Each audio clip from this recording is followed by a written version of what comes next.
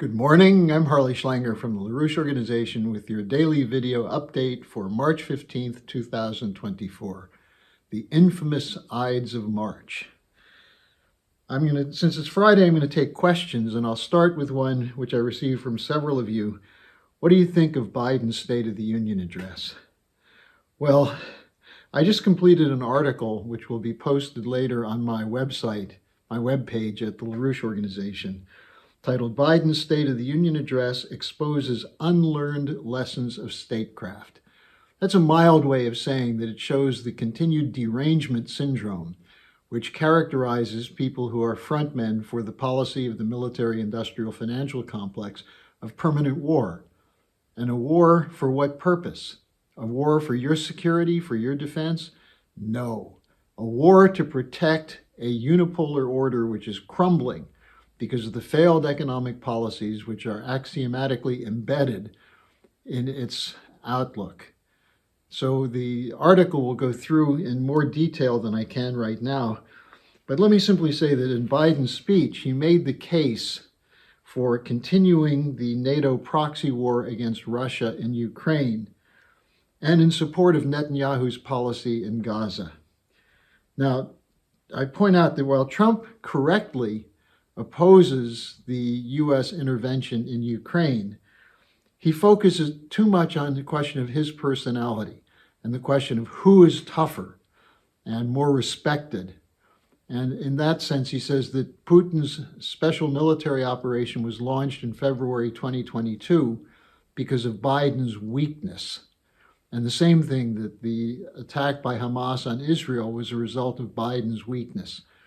Both of those are completely wrong, and they miss the deeper point that these events occurred because of developments set in motion over the last 30 years, since 1990-91, of U.S. NATO policy.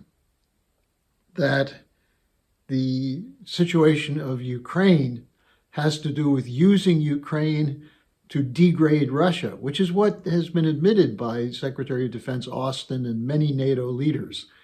Their fear of Putin, their fear of Russia, but underlying that is their desire to destroy the central Russian state to allow for a complete looting of Russia's strategic metals and raw materials. That's why Putin looked at Ukraine and saw it as an encroachment on Russia's national security, and as a result launched the military operation. Not because he thought Biden was weak. This goes back to the policy of the last 5 U.S. administrations and the role of people like Nuland and Biden in confronting Russia using Ukraine. By making it a question of personal toughness, it completely distorts the solution. The solution is end the war and negotiate a new mutual security agreement for Ukraine and Russia, and to then move toward stabilizing U.S.-Russian relations. But unfortunately, that's not in either Biden nor Trump's playbook. Similarly, on the problem of Gaza, both Biden and Trump are in a pissing contest of who's a stronger ally of Israel. Now, the question is, what are they supporting? They're supporting a continuing occupation policy, a colonial settlers movement, which is committed to the ethnic cleansing of Palestine. So they're not addressing the underlying issue. And so they're conducting policy in a way that's aimed at who can make the most points for an election campaign, as opposed to who's acting in the interests of the people of the United States and the people of the world. So in that sense, both Ukraine and Israel are being used as a sledgehammer, with Ukraine against Russia and Israel against the nations of Southwest Asia. And in terms of Israel, this goes back to the beginning of the 20th century in British geopolitics, the attempt to reorganize the whole of what we call the Middle East. And today, it's especially being used to undermine the potential of the BRICS for a new security and development architecture. So in that sense, both Biden and Trump are off. Neither of them represent the true strategic interest of the United States. While I basically think that it's important that Trump and his allies are withholding support for the money for Ukraine, it's not a solution. Now, much more to the point, I just want to remind you of two articles that came out that address the failure of Western policy when it comes to Ukraine and Gaza. On Ukraine, by Simon Jenkins in The Guardian, NATO is growing reckless over Ukraine, his March 5th article, in which he says Western Europe has no conceivable interest in escalating the Ukraine war, referring to the deployment of Taurus missiles or any other long-range missiles. And he concludes his argument by saying that, quote, the crass ineptitude of a quarter century of Western military interventions should have taught us some lessons. Apparently not. The second article is that of former British Ambassador Craig Murray on the stunning and very useful election victory by George Galloway, his election to the Parliament. And what he, in his article, The Panic of the Ruling Class, Murray points out that the attempt to suppress discussion is not democracy, but is part of an example of a panic. They don't want ideas discussed. And he concludes by saying, our hearts and minds remain with the people of Gaza. Their suffering and their heroism not only shines in itself, but it has cast a much-needed light on the complete failure of the model of Western democracy.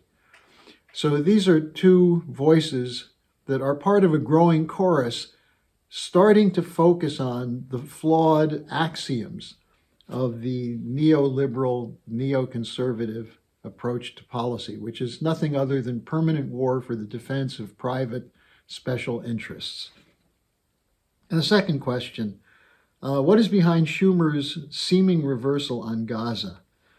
Now, I'm appending to the description section a link of a lead of our daily briefing by my colleague Dennis Speed on what happened with Schumer. Now, it's interesting. Schumer may have been responding to two things. One is at the Academy Awards ceremony, a very powerful statement by a Jewish director of a film about the Holocaust, which won the Best Directors Award, where he said that essentially that he finds it appalling that Jews would be supporting a Holocaust against the Palestinians. And this has caused an uproar in a useful way. And then secondly, Schumer may have been responding to Netanyahu's rant at the AIPAC meeting on March 12th, where he essentially said, he's doing what's necessary. You can't say you support Israel and not support our policy against the Palestinians in Gaza. Now, Schumer, don't forget who he is. He represents Wall Street, the City of London, and the Anglophile section of the intelligence community. But he's also under a certain amount of pressure. Remember, Diane Sayre ran a campaign against him, exposing him as an operative, a high-level operative as Senate Majority Leader of the whole military-industrial financial complex. But what Schumer said, and it's worth quoting because he spent 40 minutes on the floor of the U.S. Senate saying this. He said, I believe Prime Minister Netanyahu has lost his way by allowing his political survival to take precedence over the best interests of Israel. He's been too willing to tolerate the civilian toll in Gaza, which is pushing support for Israel worldwide to historic lows, which is true. He goes on, Israel cannot survive if it becomes a pariah. At this critical juncture, Schumer concluded, I believe a new election is the only way to allow for a healthy and open decision-making process about the future of Israel, at a time when so many Israelis have lost their confidence in the vision and direction of their government. Well, I would argue Netanyahu has no vision other than the attempt to strong-arm any opposition in the Israeli population to his policy of ethnic cleansing of Gaza. The problem is Schumer doesn't offer a solution. How do you get a sustainable peace? And that's the importance of our initiative around the Oasis plan and our upcoming conference on April 13th, which again will be appended in the description section, a link to register for that. But nevertheless, this shows that the message is getting across, even to such establishment figures as Schumer, that the policy has to change. Now, the third question comes from our friend, the motorcycle cowboy, who asks, why is the U.S. pushing NATO to cross Putin's line in the sand, referring to the red line of boots on the ground in Ukraine? And then he asks, do you believe Putin when he says Russia will use nuclear weapons on U.S. troops if they're on the ground in Ukraine? Well, I've already answered why the U.S. is pushing NATO and continuing the war, because they see defeating Putin and breaking apart Russia as an existential question for their ability to maintain the sole hegemon position with the unipolar order in defense of Anglo-American corporate cartels. So for them, the emergence of the BRICS, the emergence of Putin as a spokesman for the global South, as one who's pushing for an end to the weaponization of the dollar, an end to the neo-colonial policies in Africa, Asia, and elsewhere, that's an existential threat to the Anglo-American establishment and their geopolitical dreams, and therefore they're going to continue to use Ukraine down to the last Ukrainian, as they've actually said many times. And this, of course, is dangerous. It needs to be changed. It needs to be defeated as a policy.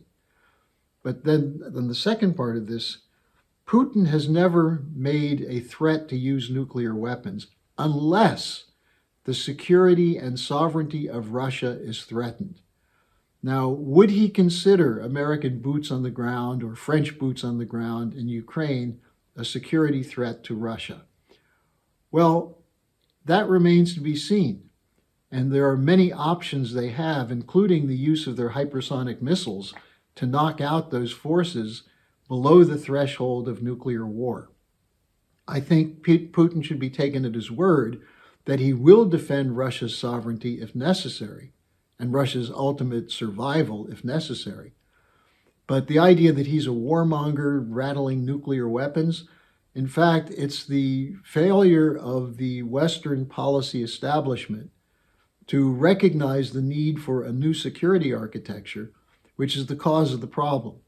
Putin has been trying for years to change their outlook and change the policy. And yet, no matter whether it's Republicans or Democrats in the US, Tories or Labor in Britain, whoever's in power in Germany and France, they've gone along with the Anglo-American line that Putin must be stopped. And so that's why they're doing this. And I think it's important, as our friend is pointing out, that Putin's warnings be taken seriously, although Putin is not threatening to use nuclear weapons, except under circumstances where Russia's survival is threatened.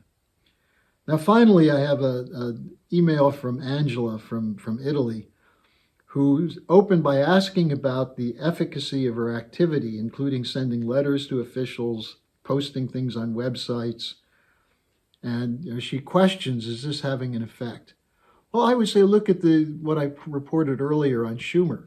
Schumer's feeling pressure from voters of New York, from people in the United States, from the Jewish community. The fact that young American Jews are marching against the Biden war policy in Gaza is having an effect. There are articles about, has Zionism lost the war? Has it lost the public relations war? So you never know. And congressmen in the US will tell you that if they get enough letters on something, it comes to their attention. Doesn't mean they'll necessarily change their policy, but it's absolutely useful and effective to continue to tell the truth and push for a change in policy. So I would say on that, Angela, keep going. Now, secondly, she asked about coordination internationally of rallies and so on. I would refer you to the work of the International Peace Coalition of the Schiller Institute, which is now, every Friday, there's a call among members, which has increasingly a number of VIPs participating in the discussion. We are coordinating it.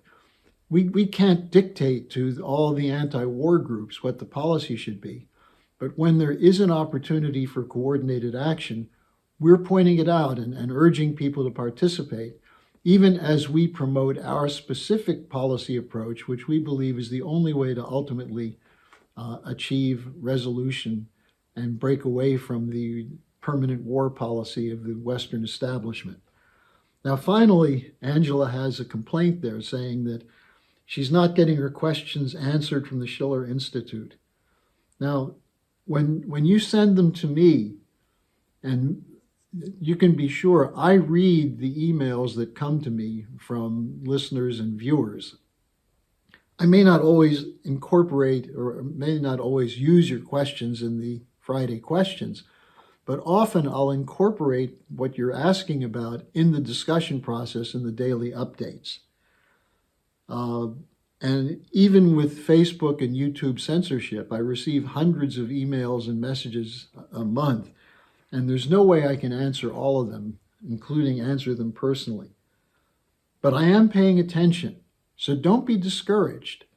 The problem is that there are too few people who are acting, too few people who see that there is a chance to change the policy. And as I've pointed out in this discussion so far today, the policy will be changed. Voices like Simon Jenkins, like Craig Murray, like George Galloway, the defenders of Julian Assange, they're being heard, it's being registered. And we're going to experience at some point soon a seismic shift in the policies, or else we'll head into mutual and assured destruction. So don't be discouraged, keep up the good work, and I'll see you again right here next week. Hello, thanks for watching. Be sure to like, subscribe, and hit the notification bell so you don't miss any of our videos. Support our independence to produce videos like these. Become a member of the LaRouche organization at thelarouche.org/member. By becoming a member for $25 or more, you'll get special access to the EIR Alert Daily Briefing and Weekly Magazine, which is what I read to stay on top of things.